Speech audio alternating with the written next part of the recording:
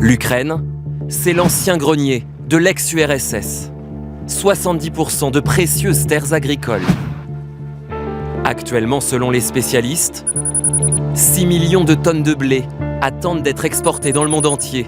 19 millions de tonnes de maïs. Car depuis une semaine, les échanges sont à l'arrêt.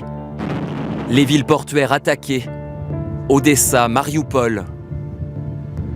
Conséquence, les prix battent des records sur les marchés.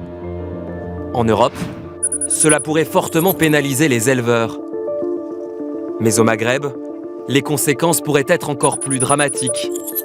Certains experts redoutent un risque de famine. Lors des dernières émeutes de la faim, on avait un prix du blé qui était sur des niveaux inférieurs à ce que l'on a actuellement. Donc la hausse des prix que l'on connaît aujourd'hui ne permet pas d'exclure de futures émeutes de la faim en raison d'un coût d'approvisionnement trop important. Des échanges paralysés par la guerre. Et les sanctions occidentales n'arrangent rien. La Russie fournit 1/6 des matières premières de l'ensemble de la planète. C'est par exemple le 3e producteur mondial de titane, le 2e producteur mondial d'aluminium, des métaux souvent indispensables au développement d'une industrie plus verte.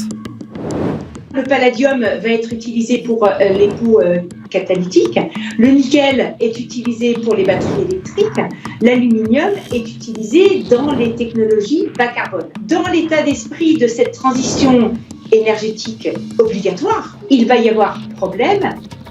La crise pourrait aussi ralentir la production de semi-conducteurs. L'Ukraine est notamment spécialisée dans le gaz néon, indispensable pour leur fabrication.